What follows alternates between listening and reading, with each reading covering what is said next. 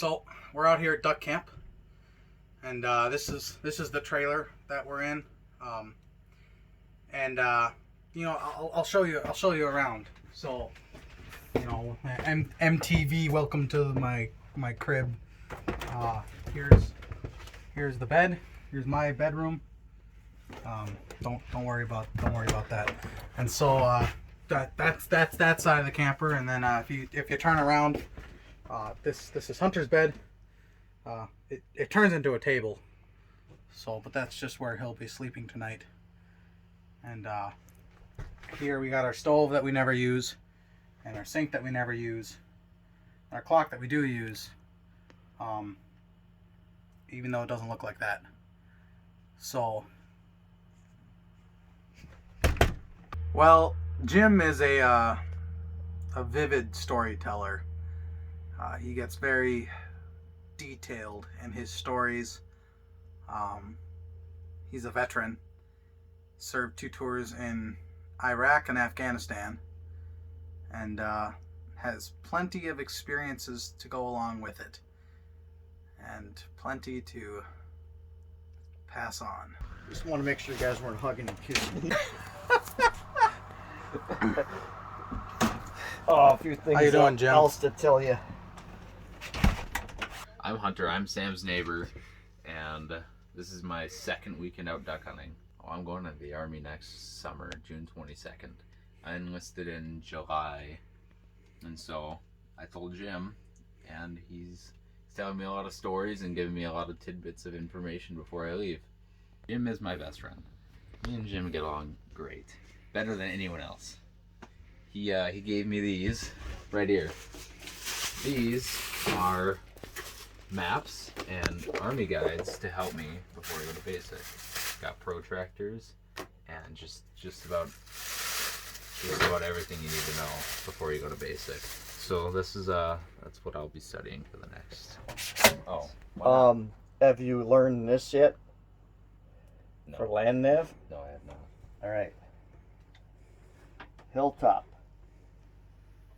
Valley. Hilltop. Valley. Hilltop. Depression.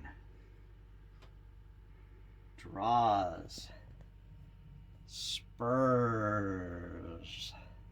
Sergeant Major eats sugar cookies. Situation, mission, Sergeant Major eats execution, cookies, command, and signals for the S. Where are we? Right there. Push. Pull the hand up. Hey Jim. Yes. Oh, this was my. I know that was the mission. Oh, and in darkness, Yeah. if you look at something in the pure dark, you won't see it. Use your peripheral vision. I'll give him that.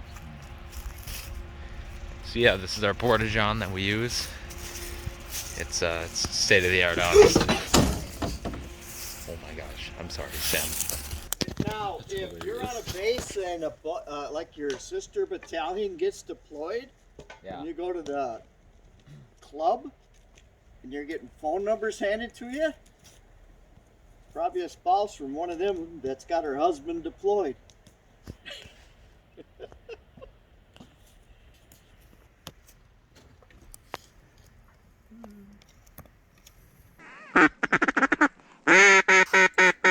Well, it's about 5:25 in the morning. Just woke up. It's about 38 degrees outside. Perfect day for duck hunting, I think so. So we're just gonna get dressed, get ready, and get on out there. So It's early. It's 5:44 at the moment, and we're ready to go duck hunting. I don't know about the old men though. They might not be ready.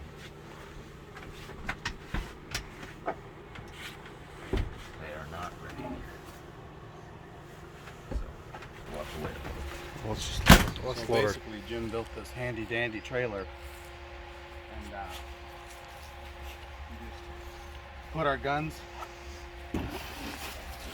right in there, and all of us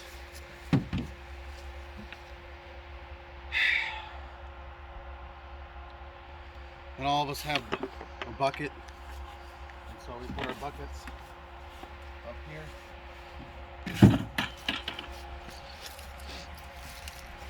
And so then we all just kind of ride up on this thing, but works out pretty well.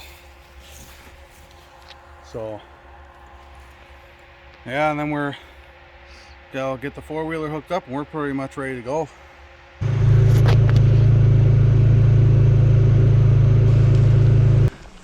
Alrighty, push. Oh, there's a lot of mud here.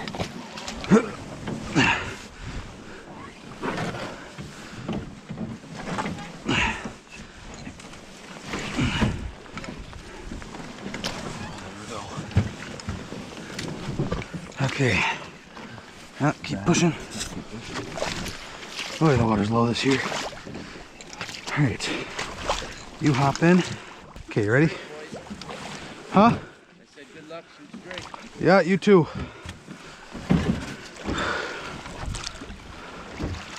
What do you do with a drunken sailor? What do you do?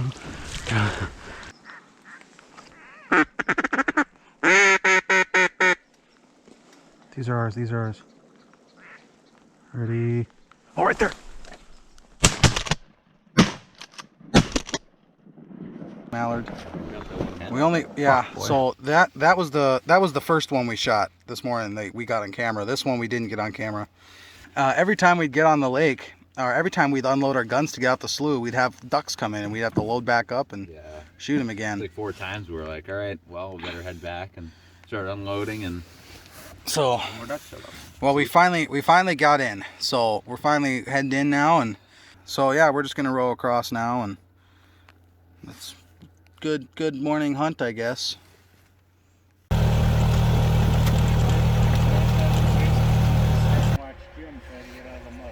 Oh, Jim couldn't get out of the mud? He hadn't cut his hip boots off, hour? and they're still in the lake. What? My feet got so stuck. There were plenty of ducks flying around us, but we were just sitting there watching Jim. He was about hanging onto the boat about 20 yards out. Couldn't get out. We just sat there. So, Finally, he cut his hip boots off. To be fair, I got stuck too. I dig myself out with an oar. I only had the one boot stuck, but well, we did not hunt because we watched him for half hour, 45 minutes, and he was going to run out of gas sooner or later. Cool. Gadwall is the only puddle duck that has white in the back. Well, that's what I was seeing. As I was looking through the binocs, I was like, I'm seeing white. And this will get. I'm colorblind, but you can see a little blue or green right in there, and that'll get really defined. Oh, right. We've had a few years where, remember a few years all we shot were gadwalls. Got limit out on gadwalls. These big things. It was just like unbelievable. But yeah, and these are real cool. I mean, they got, and this will up here, we'll get like a gray, or no, green splosh right there. It's really cool. Okay, well, we got our ducks now. Hunter, congratulations to him. He's got 2 ducks. He's the only 2 ducks because Jim got stuck in the slough. I had to cut his waders off. It might get a little gory. If you don't like blood, you can skip this part. But we breast our ducks out because there's not a lot of meat on them anywhere else, and it's a lot of work to pluck a whole duck, and all you're really getting is the breast anyways. So open up the skin, a lot of feathers, and kind of get in there and peel that back. This guy's a duck liver or something. Yeah, we'll give him some.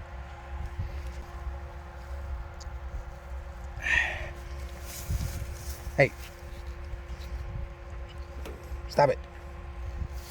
You'll get your turn. Okay, so there's the breast. And then we just kind of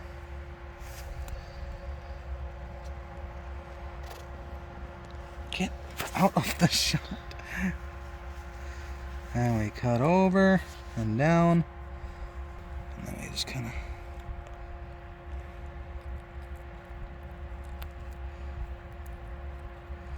It's a bit different than some of the puddle ducks, the mallards and them.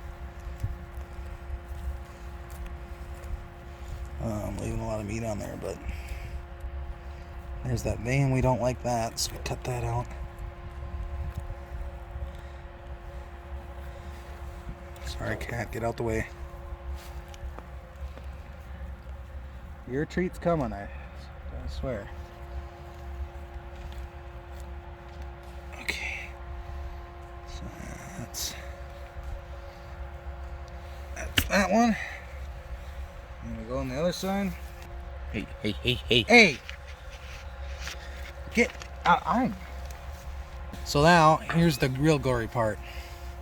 So now you grab it by the legs, you take your thumb under here, you rip open that rib cage, and oh, that heart's still, yeah, it's good.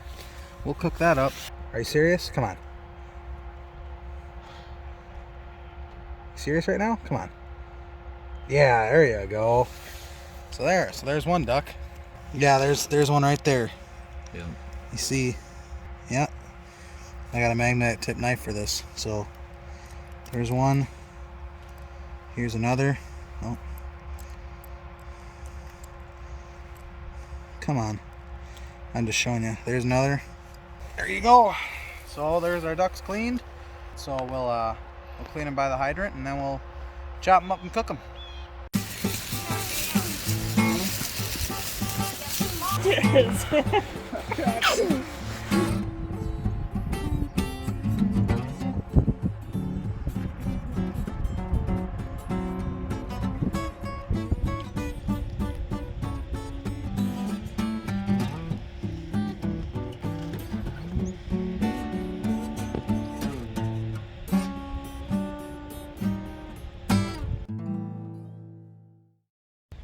Well, isn't this nice?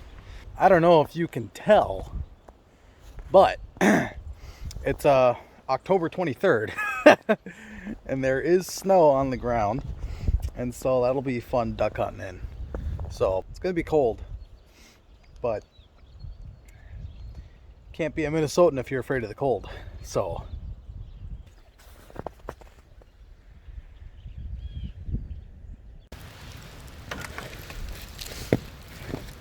well, it's about 6 o'clock in the morning, and the thermometer reads 18 degrees. So it's nice and balmy outside. Just me and Scott this weekend. So we're gonna see what we can get. Hopefully we got some of that northern flight coming down and get some diver ducks. It's either gonna be a really good day for duck hunting, or we're just gonna freeze and it's gonna be miserable. So we'll get on out there and we'll see. Beautiful. Even more beautiful. Well, I got my limit before the sun rose. So that's fun. I'd say it was worth it.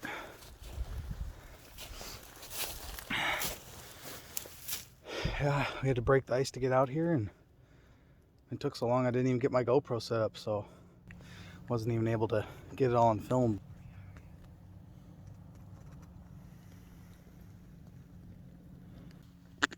Here he comes. He's coming in.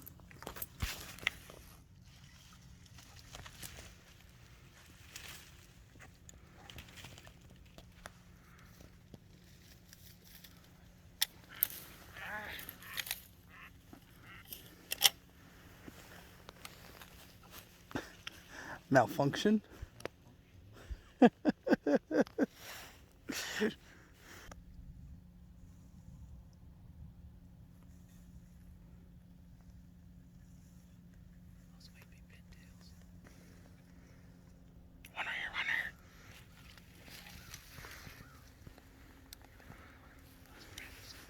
There's more above us.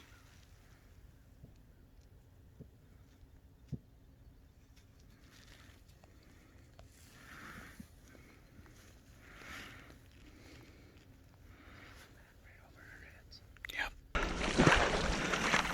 The question is, how thick is this ice?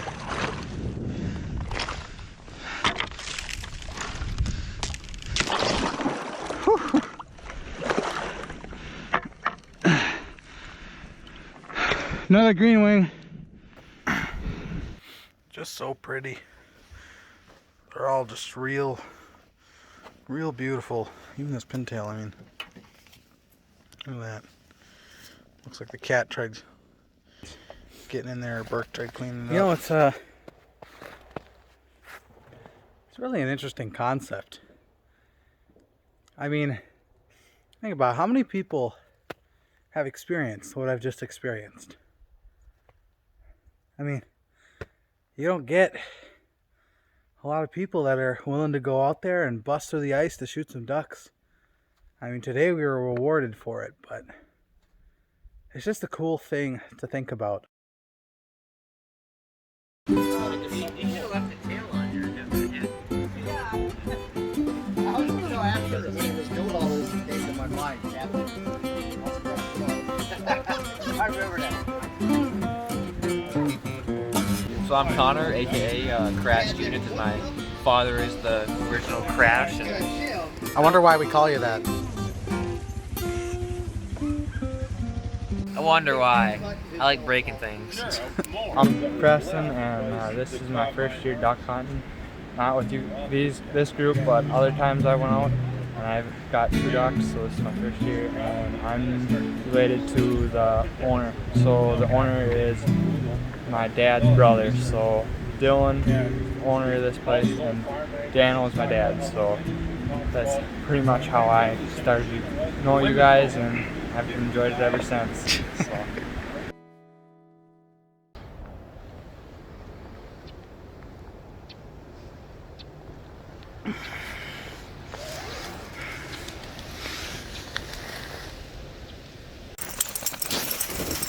What are you doing, bud?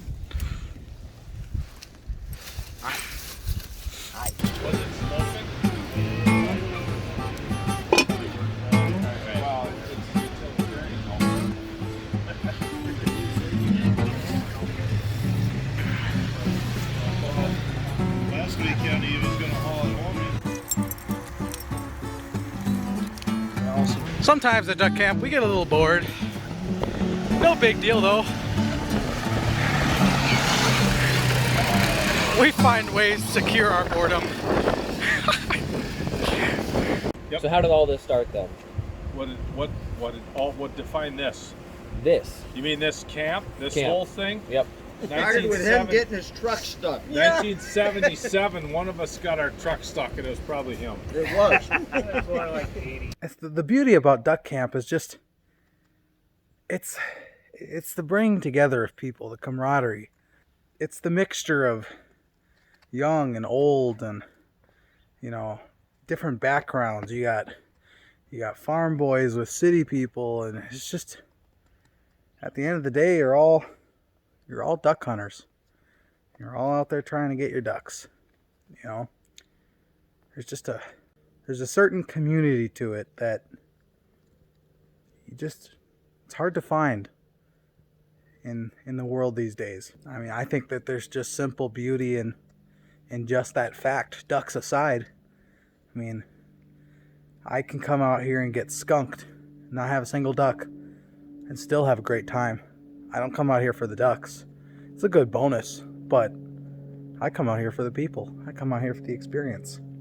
Some people may look at us like we're crazy. Some people may look at us and say, you're going out there and with 1.5 inches of ice on the lake, and you're pushing a boat with waders in the water and freezing your asses off just for some birds. And it's just hard to explain, and I hope this documentary kind of explains it a bit better than I could do in words. Yeah, it's crazy to think that Donnie getting his truck stuck evolved into this. And that lady could have brought us anywhere too. It's special, and it's really, I mean, the guys, I'm always thankful, because I'm thankful for, Dylan and the Andersons for letting us stay out here. And I'm thankful for, my dad and his buddies for, forging this friendship 30 some odd years ago. It's just, I'm very fortunate. I'm very blessed to be able to be a part of this. It's truly a special thing that I don't think I'll ever forget in my lifetime.